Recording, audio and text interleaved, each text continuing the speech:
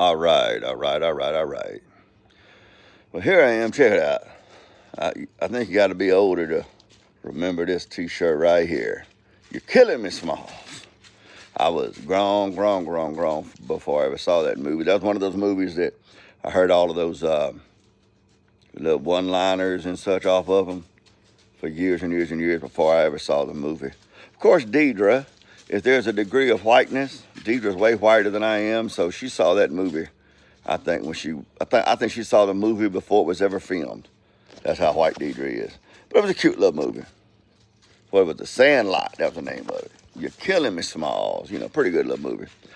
And everything. Yeah, Deidre, yeah. When I say she's, if there's degrees of whiteness, that wife of mine, man, she's so white she believes sour cream. That's what I tell people.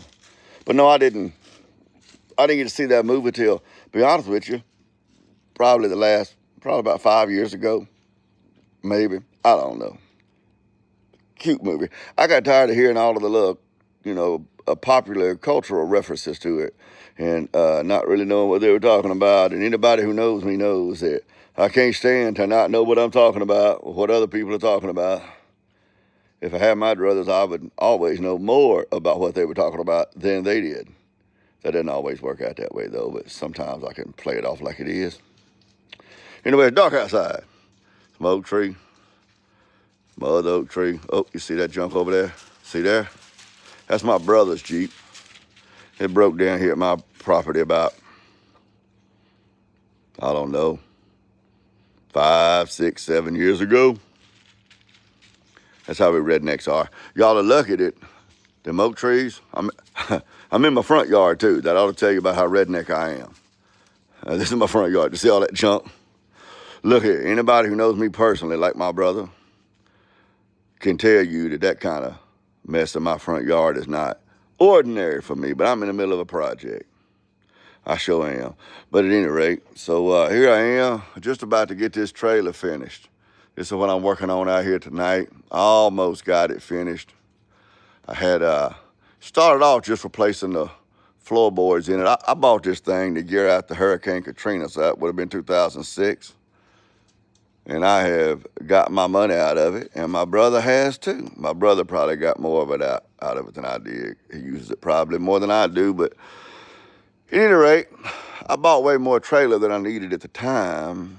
But so sometimes, I would look like I was picking my teeth with a whole pine tree because I'd have this big old trailer, one lawnmower loaded on it, that kind of stuff. But, I talk a lot about how I grew up. Pillar to post, poor as a church mouse, my mama would call it. Didn't have a pod or a window. So anytime we had to move or we had to go haul something we bought or something, we'd have to beg, borrow, and steal, try to get somebody we knew that had a pickup truck or a trailer to help us move it. So I guess that's one reason I bought this thing years ago, big as it was, because, I didn't want to be in that position anymore. Ain't that funny? So anyway, so it had gotten used quite a bit. It's all rusted up, wore out, and it dawned on me when I started working on it. So, I've had that trailer since 2006, and I have never packed the bearings. For you women and feminized men who don't know what packing the bearings are, it has got nothing to do with any of that LVGT stuff you might be thinking of. So Google it up. Anyway, I've never even packed the bearings, so maybe I need to do that. That'd be a good idea. Well, when I got to calling around, checking prices on, new bearings and stuff like that, I found out that I could just buy a whole new spindle. Like the hub, not really the spindle. I call it the spindle. But I could buy a whole new hub, already greased and packed and ready to just put on the trailer. I could do that for about the same amount it would cost me to buy the bearings and then spend my time packing them. So I did that. So I went ahead and replaced all 4 wheel, hubs, whatever you want to call them. I still want to call them a spindle, but it ain't a spindle. A spindle is that little rod thing that sticks out from the side of your car or your trailer that your hub slides onto. Anyway, I'm still gonna call it a spindle because I don't care. It's my world. I'll use the words I want to use.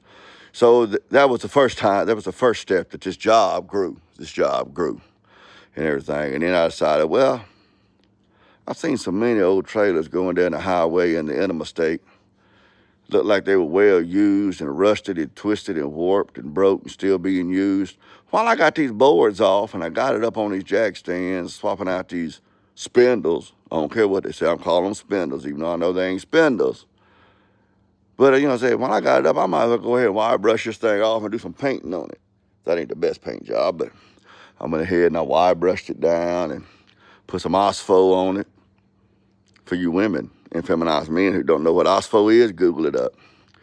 So I put that on it, and I decided to paint it.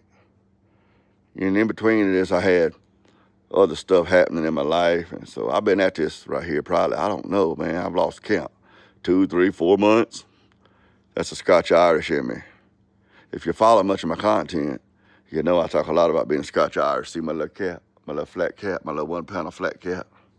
Anyway, so talk a lot about being Scotch-Irish, but you know, I never realized until the last few years how much knowing your ethnic bloodline, or whatever you want to call it, how much of it will help you understand the different things that you might struggle with in your mind. And when I say in your mind, I don't mean when you're riding down the road and you mad in traffic or something. I mean like the stuff you think about when you lay your head on your pillow at night, like your innermost essence. Now, I ain't gonna be getting all feminine with this, you know, and that kind of stuff. You know, women like talking about that. Their journey, that ain't what I'm talking about.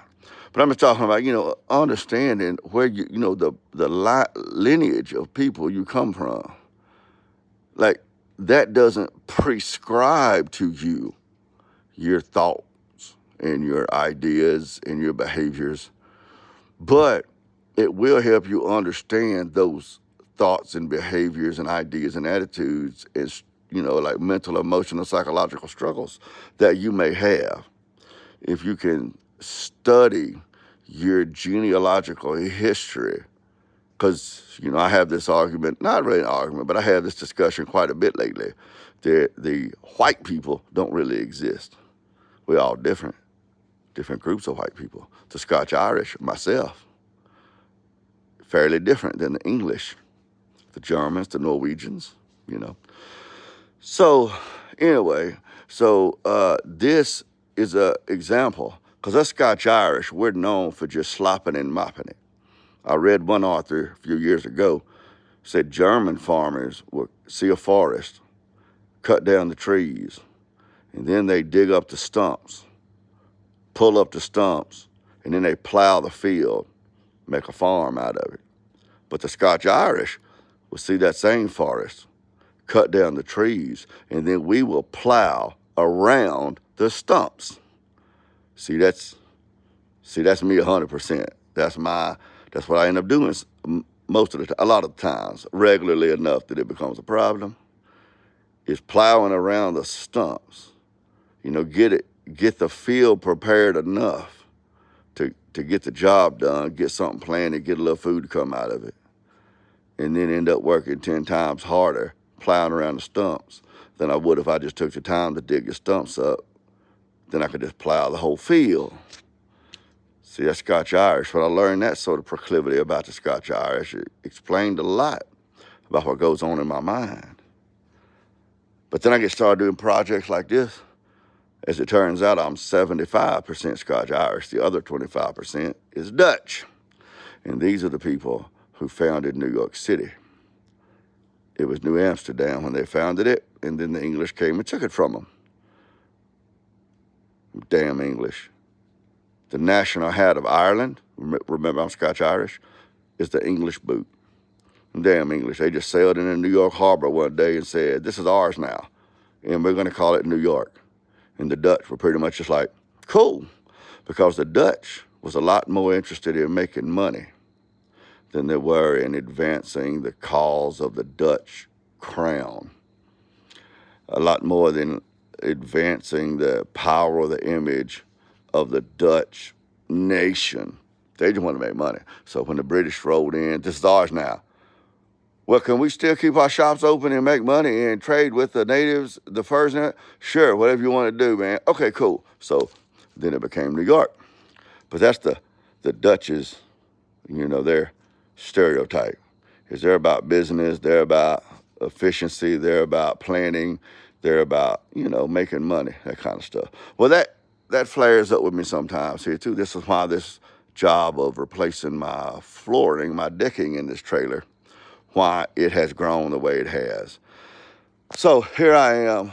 I could have just screwed these boards down yesterday when I put them in there, but there was a good bit of a gap between them. So there I am. I got those wedges there. I'm wedging them out. And then I'm going to get me a little 2x2. That's about 1.5 inches, 1.75 inches gap there between the boards in the middle. You see those wedges? You see those wedges I have running in there? See? And so I got them wedged out. Because, see, this is pressure-treated ground contact, pressure-treated 2x8s. It's going to dry as time goes on, and they're going to shrink. So if you don't put them in here as tight as you can get them when they shrink, you got a whole bunch of gap. And that floor contributes to the structural stability of the trailer as a whole. So you want to get them in there as tight as you can. So I got them in there good and tight. But then one of them boards, I think it was this board right here, this one, it kept wanting to roll up on edge, so it wasn't working for me. So that's why those 2 boards right there you see going crossways, they're eventually going to go vertical across that front wall of that trailer there. Anyway, I'll probably going to end up doing that tomorrow evening. But so I just laid them things down, and I don't know if you can see them, but right there in the middle, I took a C-clamp and reached in there and just clamped it down, on that angle iron that runs across there. Because on the boards on this side over here, they're already screwed to the angle iron. You see, this board right here was the one that was bowing up, so these over here were too loose. These on this side of the trailer. So I screwed these other ones down over here. And then I laid those boards across there, C-clamped it down to keep that board from bowing up. And then I got these wedges in. I've driven in there. So I got it pretty good and tight right now. I'm going to do a little bit more, get a little bit tighter. Then I'm going to finish putting them screws in. And then tomorrow, I have to go into Mobile. I don't have to, but it's the way our family works. Scotch-Irish, remember. The Scots and the Irish, but mostly the Scots, govern themselves. They were separated into these clans. That's spelled with a C, okay? C-L-A-N. Don't be starting no rumors. They were separated into these clans, these very extended families. And that was like your first loyalty, centuries ago. So I never knew that the way that our family was connected to that. But explains a lot. Like I said earlier, explains a lot. Once you know, like, what people groups you come from and how they were historically. Explains a lot. So tomorrow, my brother, I've been raising this boy for 54 years. Mama had him for 21 months before I got here, but I've been raising him for 54 years. But tomorrow he's having his gallbladder removed there in Mobile. So tomorrow I'm going to be going in there.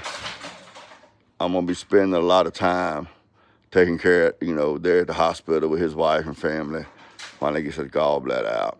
But then after that, I should be able to come back here and finish this thing. I'm going to get all these screws put down today. And then I'm going to get the other 2x8s put up on those side rails so it kind of boxes it in.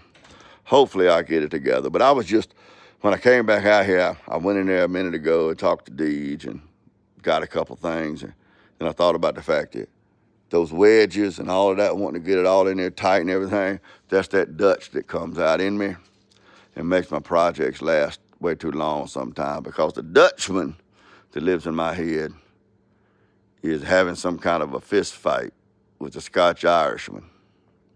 And Scotch-Irishmen are known historically as being far more brutal, much more of the dirty fighters than the Dutch were or are. So, yeah, explains a lot about my life. But I'm just about finished with it. I got a friend, she's part Russia and part Ukrainian. She's never lived in any of those countries. She grew up in Uzbekistan. She's a realtor. And she needs me to haul her lawnmower to the lawnmower shop for her. So hopefully tomorrow when I get back from being there at the hospital with my brother's family while he has his gallbladder removed, I'm going to tell you, I grew up with that boy. He got a lot of gall. So that gallbladder got to be big as his head. But hopefully I get out here and get the new lights put on it. You know, I got new lights. You see over here, you see how them lights are missing. I got some new lights to go on it. So hopefully tomorrow I'll get it finished and I'll be able to go move those lawnmowers for Oksana. Get all that out of the way, I can get back in there in my studio office and I can get to doing some proper live streaming on my channel. That's what's going on right here. Yep, and I'm dang.